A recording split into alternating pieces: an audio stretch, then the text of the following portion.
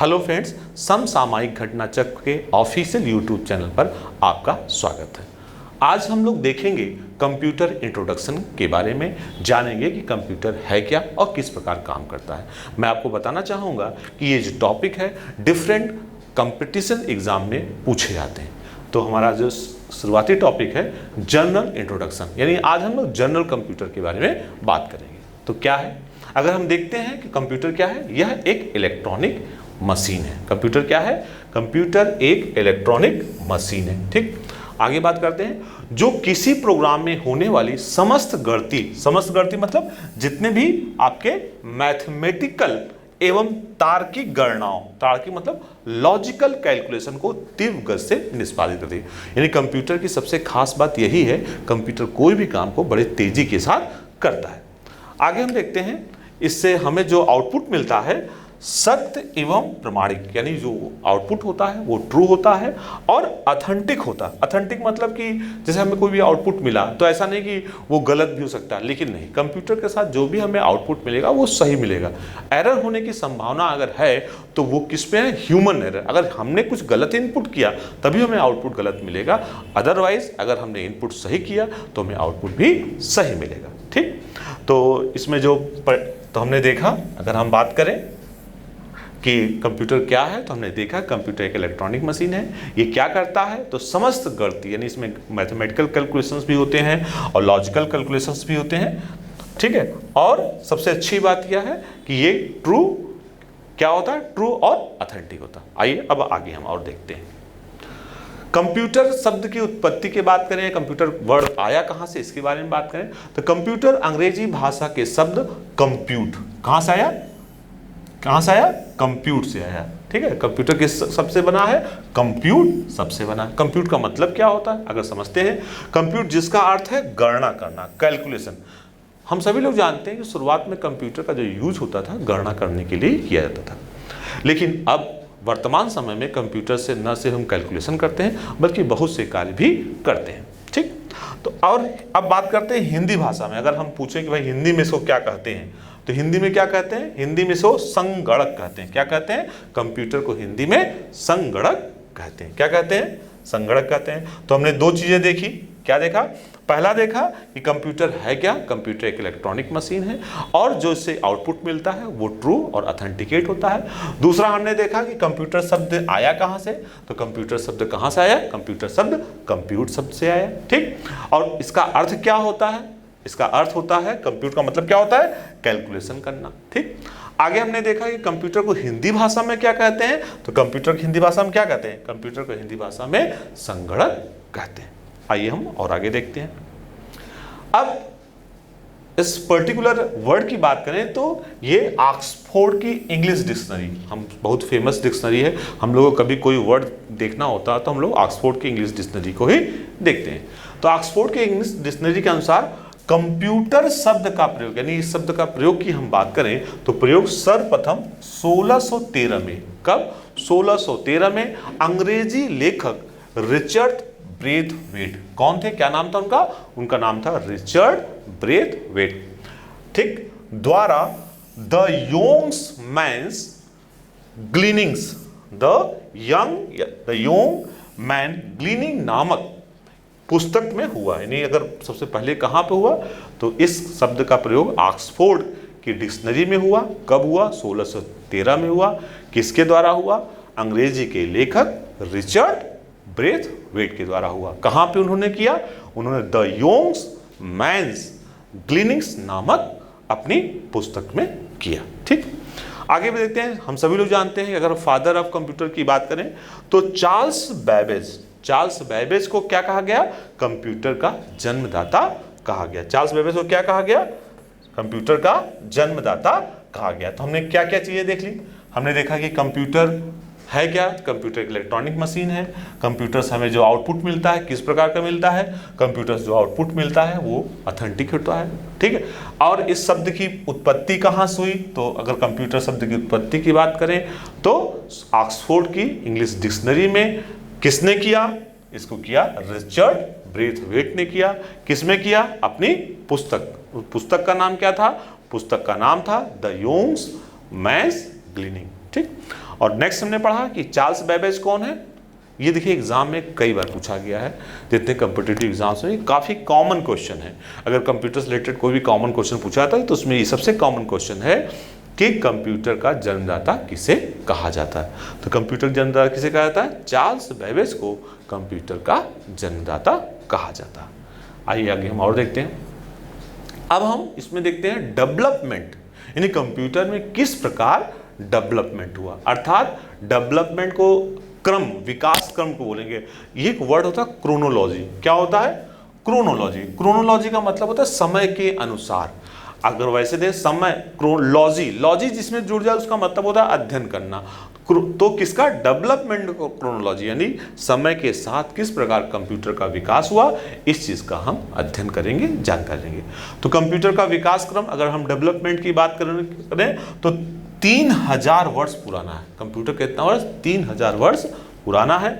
और आरंभिक की बात करें तो आरंभिक में अबेकस का आविष्कार, अबेकस का आविष्कार प्राचीन बेबीलोन में कहां पे हुआ था? प्राचीन बेबीलोन में 2700 से लेकर 2300 ईसा पूर्व के मध्य में हुआ।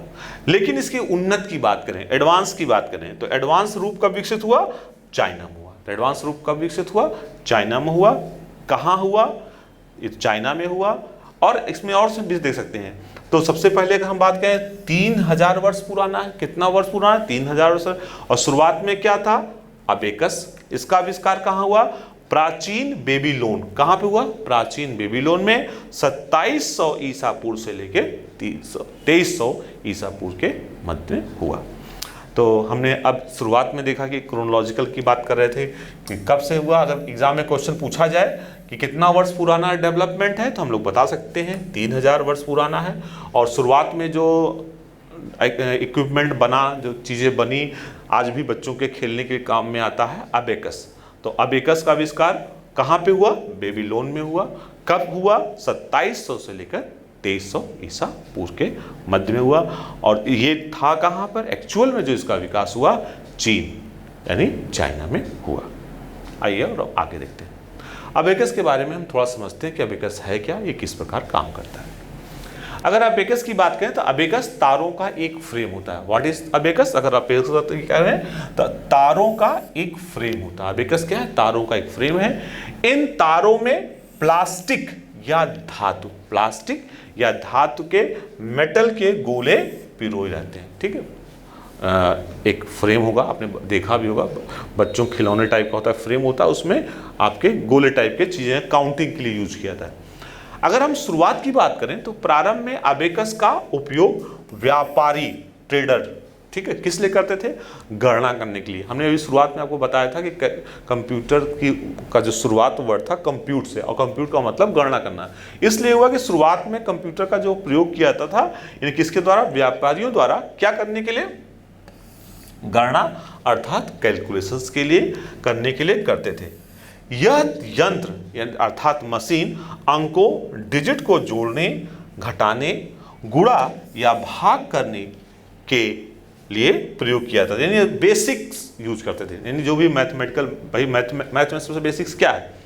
मैथ में सबसे बेसिक्स है जोड़ना, एडिशन करना, घटाना, सब्ट्रैक्शन करना, गुणा, मल्टीप्लिकेशन करना, भाग, डिवीजन करना, यही सबसे बेसिक चीजें हैं। तो ये पूरा बेसिक्स इसमें यूज हुआ करता था। ठीक है, तो हमने देखा, हमने समझा कंप्यूटर क्या है, कंप्यूटर की उत्पत्ति कहाँ से हुई है। उसके डेवलपमेंट की बात करें तो जो शुरुआत में डेवलपमेंट है वो चाइना से हुआ, और उसमें जो सबसे महत्वपूर्ण चीज़ है, वो सबसे महत्वपूर्ण क्या है?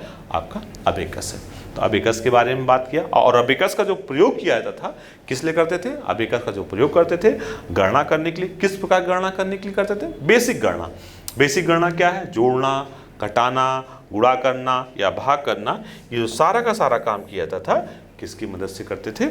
अबेकस की मदद से करते थे। आइए अब दूसरा देखते हैं। अबेकस के बाद जो दूसरा जो सबसे पॉपुलर था कंप्यूटर के विकास में, वो है आपका एडिंग मशीन। कौन सी मशीन? एडिंग मशीन काफ़ी पॉपुलर है। ठीक, तो नाम ही है एडिंग मशीन। अगर हम बात करें कब? 17वीं शताब्दी। कब है इसका? 17वीं 17 सेंचुरी में फ्रांस के गणितज्ञ जैसे हमने देखा कि कंप्यूटर के विकास में गणितज्ञ के लोगों का काफ़ी योगदान रहा है। तो उसमें से फ्रांस के गणितज्ञ यानी मैथमेटिशियन जिनका नाम था ब्लेज पास्कल, क्या नाम था?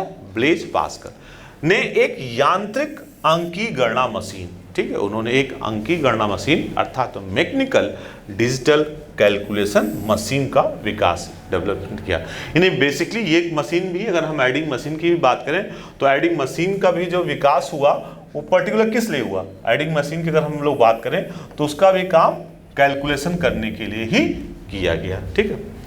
लेकिन ये थोड़ा सा उन्नत था, ठीक है, ये जो है उससे अगर हम बात करें अबेकस से, तो अबेकस से थोड़ा सा ये एडवांस था, ठीक है। तो आगे हम लोग देखते हैं एडिंग मशीन क्यों कहा गया? एडिंग मशीन क्योंकि यह मशीन केवल जोड़ या घटा सकती थी, ठीक है, ये केवल जोड़ या घटा सकती थी, इसीलिए इसका नाम एडिंग मशीन रखा गया। तो एडिंग मशीन की जो हम लोग बात कर रहे थे, यह मशीन घड़ी, ठीक है, यह मशीन घड़ी अर्थात वॉच और ऑडोमीटर के सिद्धांत या प्रिंसिपल पर कार्य करती है। किसके सिद्धांत पे काम करती है? घड़ी मशीन अर्थात वॉच और ऑडोमीटर के सिद्धांत पे ये मशीन कार्य करती है। ये अबेकस से थोड़ी उन्नत ये मशीन होती है। आगे अब हम बात करते हैं पंच कार्ड। तो हमने पहले अबेकस देखा, दूसरी एडिंग मशीन देखा, अब हम तीसरा बात कर रहे हैं पंच कार्ड। तो पंच कार्ड कब आया? सबसे पहले ये क्वेश्चन पूछा था कब आया, तो कब आया? ये 1805 में आया, ठीक है। कहाँ पे आया? फ्रांसीसी बुनकर। अच्छा देखिए कंप्यूटर में कितने लोगों का इन्वॉल्वमेंट है।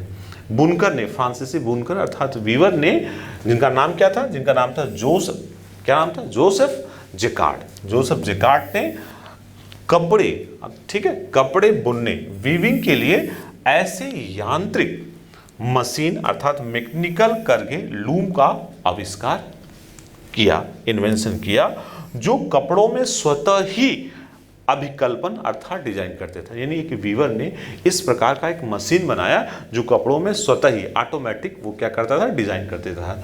तो ठीक है, तो ये तो जो उन्होंने बनाया वो एक तरह से क्या बनाया? वो एक तरह से पंच कार्ड बनाया, ठीक। तो किसने बनाया? नाम क्या था?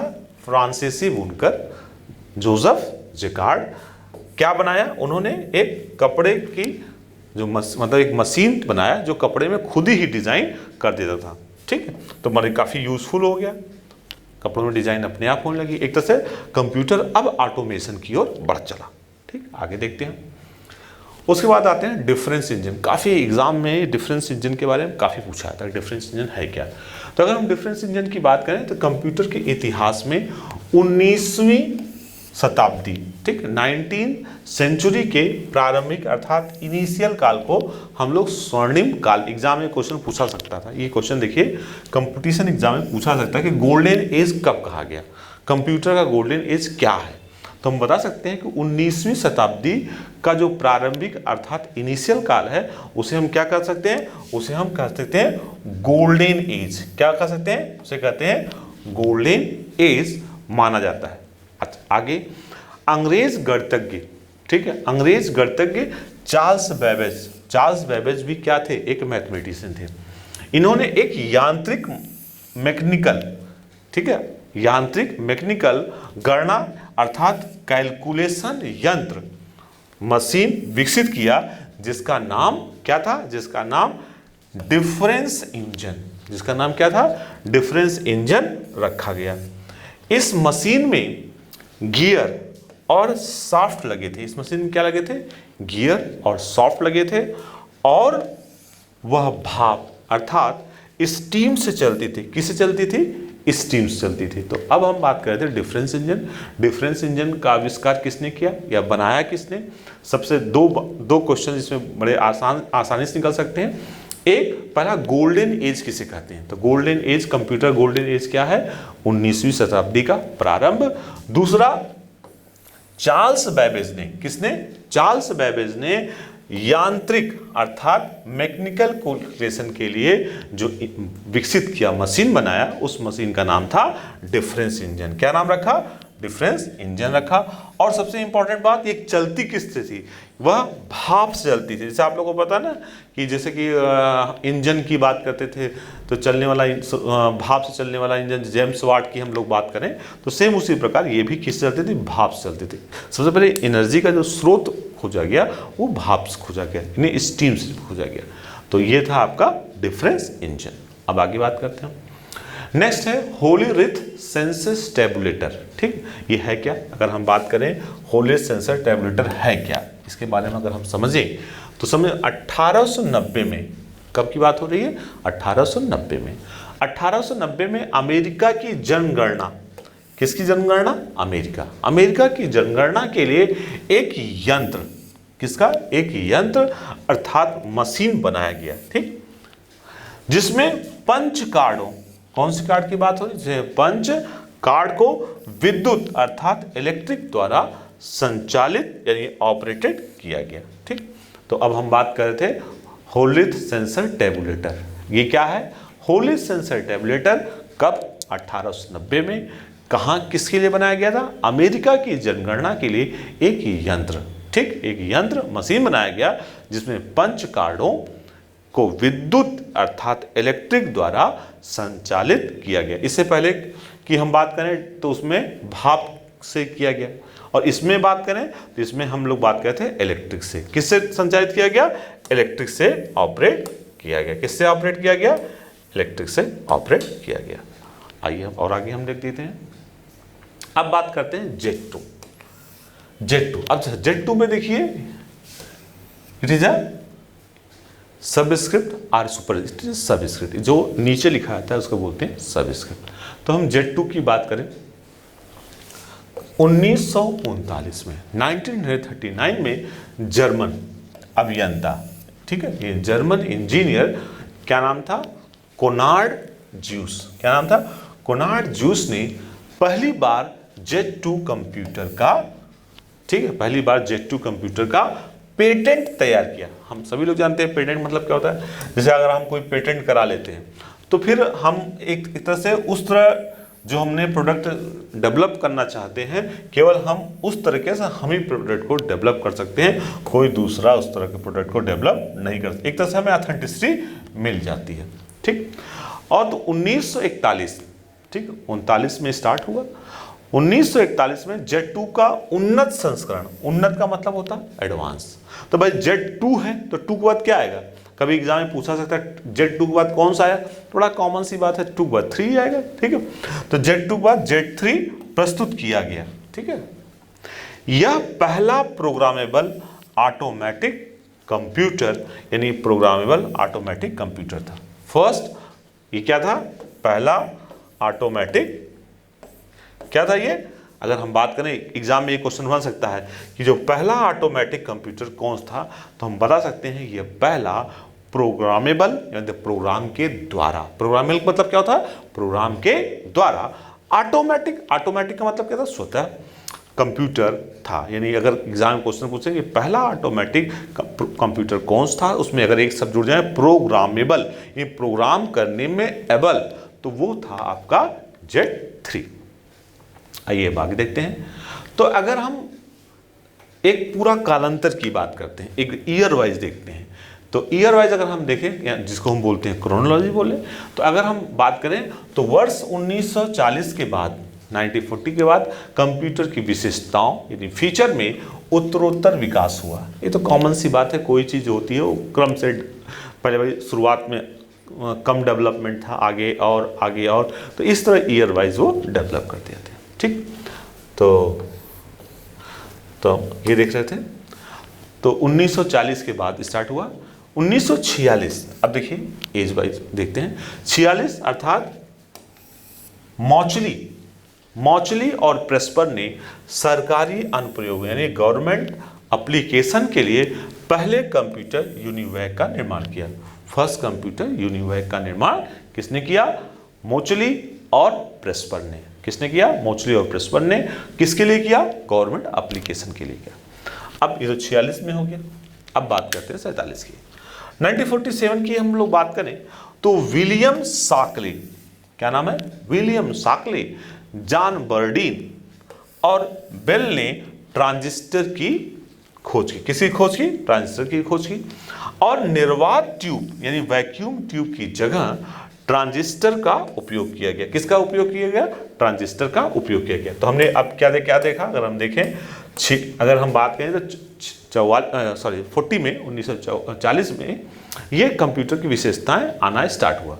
46 की बात करें तो 46 में मोचली और प्रेस्पर ने एक सरकारी अनुप्रयोग के लिए यानी गवर्नमेंट एप्लीकेशन के लिए कंप्यूटर यूनिवैक का निर्माण किया। ये अब एग्जाम में कई बार पूछा जाता है यूनिवैक। तो यूनिवैक का निर्माण कब हुआ? 2 क्वेश्चन बनेंगे। एक कब हुआ? 1946 में हुआ। किसके द्वारा हुआ? मोचली और प्रेस्पर के द्वारा हुआ। 47 की बात करें, 47 में विलियम साकले और जॉन बर्डिन, किसने? विलियम साकले और जॉन बर्डिन और बेल ने, किसने? विलियम साकले, जॉन बर्डिन और बेल ने किसकी खोज की? ट्रांजिस्टर की खोज की। ट्रांजिस्टर बड़ा महत्वपूर्ण डेवलपमेंट था। कंप्यूटर पहले बहुत बड़े बड़े होते थे, उसका कारण था वैक्यूम ट्यूब। चूंकि वैक्यूम ट्यूब बड़े होते थे तो उसमें अब कंप्यूटर में कई वैक्यूम ट्यूब लगते थे, जिससे कंप्यूटर की साइज घर के बराबर होती थी। तो अब वैक्यूम ट्यूब की जगह जब ट्रांजिस्टर ने ले लिया तो थोड़ा कंप्यूटर की साइज छोटा होने लगा। तो ये जो 1947 विलियम साकले, और ये एग्जाम में जरूर पूछा जाता है, मतलब जनरली कंपटीशन एग्जाम में इस तरह क्वेश्चन पूछे जाते हैं। वैक्यूम ट्यूब की जगह, किसी जगह? वैक्यूम ट्यूब की जगह ट्रांजिस्टर का उपयोग हुआ। इसी ने कंप्यूटर का जो आकार घटना स्टार्ट हुआ, यहीं से स्टार्ट हुआ। वैक्यूम ट्यूब की जगह जब ट्रांजिस्टर का उपयोग होने लगा तो कंप्यूटर का आकार छोटा होने लगा। अब बात करते हैं 1953। 1953 की बात करें तो ग्रेस होपर, क्या नाम था? ग्रेस होपर ने पहली कंप्यूटर भाषा कोबोल विकसित की। ठीक, अभी जो समझना है, याद करना है, एग्जाम में पूछना है। तो अगर पहली भाषा की बात करें तो पहली कंप्यूटर भाषा कोबोल विकसित किया। ठीक, आगे बात करें 1953 की बात करें, भाई 53 में ग्रेस होपर ने पहली कंप्यूटर भाषा कोबोल को विकसित किया। 54 की बात करें तो जॉन बैकस के नेतृत्व में फोर्ट्रॉन प्रोग्रामिंग का विकास हुआ। ठीक, 53 में कोबोल का हुआ और 54 में किसका हुआ? फोर्ट्रॉन प्रोग्रामिंग भाषा का विकास। जो फोर्ट्रॉन था, देखिए वो जो कोबोल था ये आपका कॉमन बिजनेस ओरिएंटेड लैंग्वेज था। ठीक है, बिजनेस से रिलेटेड इसमें प्रोग्रामिंग की जाती थी। लेकिन जो फोर्ट्रॉन था ये फार्मूला ट्रांसलेशन यानी साइंटिफिक कैलकुलेशन के लिए इसका विकास किया गया। अब आगे बात करते हैं 1958 की बात करें, जैक किल्बी, ठीक, बहुत ध्यान समझिएगा, सुनिएगा भी। जैक किल्बी और रॉबर्ट नॉयस, 2 नाम है, जैक किल्बी और रॉबर्ट नॉयस ने इंटीग्रेटेड सर्किट का विकास, इंटीग्रेटेड आईसी, अब ट्रांजिस्टर से जो छोटा कंप्यूटर और हुआ उसका कारण था आईसी, जिसे चिप भी कहा जाता है। क्या कहते हैं? इसे चिप भी कहते हैं। क्या कहते हैं? चिप भी। ठीक है, चिप। तो ये जो ट्रांजिस्टर से भी छोटा था ये क्या था? आईसी। और आईसी के आने की वजह से कंप्यूटर का जो साइज है और कम हुआ। ठीक, तो 1958 की बात हो गई। आइए अब हम आगे देखते हैं। अब आते हैं 1964। अब 1964 की बात करें। 1964 में डगलस इंगलबर्ट, ठीक है, कौन से? डगलस इंगलबर्ट ने कंप्यूटर में माउस और जीयूआई मतलब ग्राफिकल यूजर इंटरफेस जैसे तकनीक का प्रयोग मिला है। अच्छा, एक बात बताएं आपको, कंप्यूटर में जो हम यूज करते हैं, कंप्यूटर से इंटरेक्ट करते हैं, 2 तरह से करते हैं। एक तो ग्राफिकल के माध्यम से, एक कैरेक्टर के माध्यम से। शुरुआत में जो कंप्यूटर में काम होता था वो था कैरेक्टर के माध्यम से, यानी अगर आपको कंप्यूटर से कोई भी काम लेना है तो आपको कमांड आना चाहिए। कमांड जब आप टाइप करें, जैसे आपको क्लियर स्क्रीन करना है तो CLER या CREN इस तरह कमांड टाइप करेंगे तो वो काम करेगा। लेकिन अब भाई कितना कोई कमांड याद करेगा? तो इसके लिए हमने क्या किया? ग्राफिकल यूजर इंटरफेस, ये ग्राफिक्स डेवलप किया। अगर शॉर्टकट आइकन बना दिया, फोल्डर बना दिए, तो इससे काम बड़ा आसान हो गया। अब बात करते हैं 1969 में बेल लैब। बेल लैब बड़ा इंपॉर्टेंट लैब है, मतलब महत्वपूर्ण। अगर हम डेवलपमेंट की बात करें तो कंप्यूटर के डेवलपमेंट में बेल लैब्स का बड़ा इंपॉर्टेंट, अहम भूमिका है। ठीक, आगे बात करते हैं यूनिक्स प्रचालन तंत्र यानी यूनिक्स ऑपरेटिंग सिस्टम जो सी भाषा में लिखा गया, ठीक है, का विकास हुआ। ठीक, 1969 में यूनिक्स प्रचालन तंत्र, यूनिक्स ऑपरेटिंग सिस्टम जो कि सी भाषा में लिखा गया था का विकास हुआ। ठीक, आगे बात करते हैं 1970 की बात करें। ठीक, तो 1969 में क्या हुआ, बेल लैब्स में यूनिक्स प्रचालन तंत्र यानी जो सी भाषा में लिखा गया उसका विकास हुआ। ठीक, आगे 70 की बात करें। 70 में कंप्यूटर में पहली बार गतिकी रैम यानी डायनेमिक रैम मेमोरी चिप का प्रयोग किया गया। यानी मेमोरी भी दो प्रकार की होती है, एसडी रैम और डीडीआर रैम।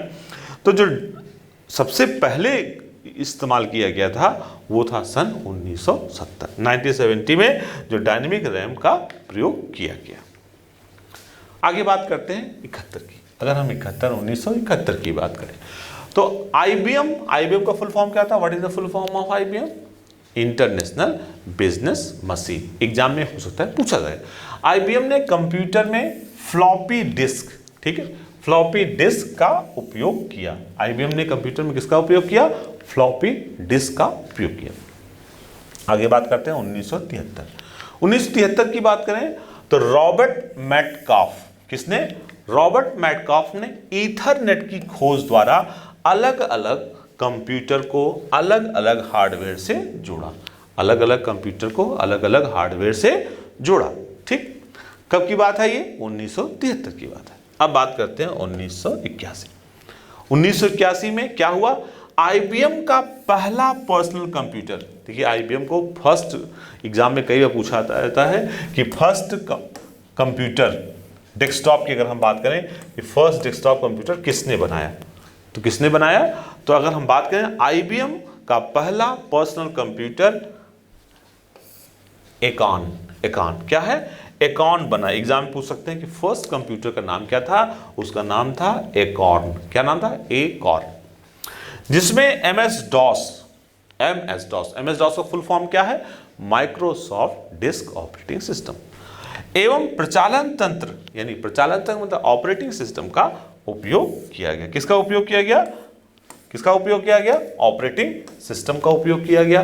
और पहला पर्सनल कंप्यूटर कौन सा था? पहला पर्सनल कंप्यूटर था एकॉन। ठीक, आगे बात करते हैं 1983। ठीक, 81 हो गया, अब 83 में पहला जीयूआई आधारित पर्सनल कंप्यूटर एप्पल्स लिसा बनाया गया। क्या बनाया गया? अगर हम जीयूआई की बात करें तो पहला GUI based personal computer Apple's Lisa बनाया गया। ठीक, तो 83 भी काफी महत्वपूर्ण है। आगे 1990 की बात करें। 1990 का समय कंप्यूटर के लिए बहुत महत्वपूर्ण था। हमने बताया ना 19 तो गोल्डन पीरियड कहा ही गया। इसी वर्ष एचटीटीपी मतलब हाइपर टेक्स्ट ट्रांसफर प्रोटोकॉल का विकास हुआ। और वर्तमान समय की बात करें तो वर्तमान में प्रत्येक वर्ष मतलब हर साल कंप्यूटर में नई नई तकनीकी खोज हो रही है। कंप्यूटर भाई तो डेली आपको नए अपडेट मिलेंगे और उनका उपयोग भी हो रहा है। यानी कंप्यूटर जो फील्ड है सबसे तेजी से बढ़ने वाली फील्ड है। इसमें डेली कुछ ना कुछ अपडेट्स होते हैं। लेकिन अगर ईयर वाइज की बात करें तो 1990 में जो कंप्यूटर के लिए बहुत महत्वपूर्ण था, जिसे कंप्यूटर के लिए क्रांति कह सकते हैं, वो है हाइपर टेक्स्ट ट्रांसफर प्रोटोकॉल। ठीक है, ये प्रोटोकॉल काफ़ी कंप्यूटर के फील्ड में काफ़ी इंपॉर्टेंट माना गया। आप सभी लोग देखते होंगे जब साइट ओपन करते हैं तो वहाँ पर जनरली HTTP लिखा रहता है। ठीक, तो इस तरह से हमने कंप्यूटर के विकास में चीज़ों को देखा और समझा कि किस प्रकार कंप्यूटर का विकास हुआ।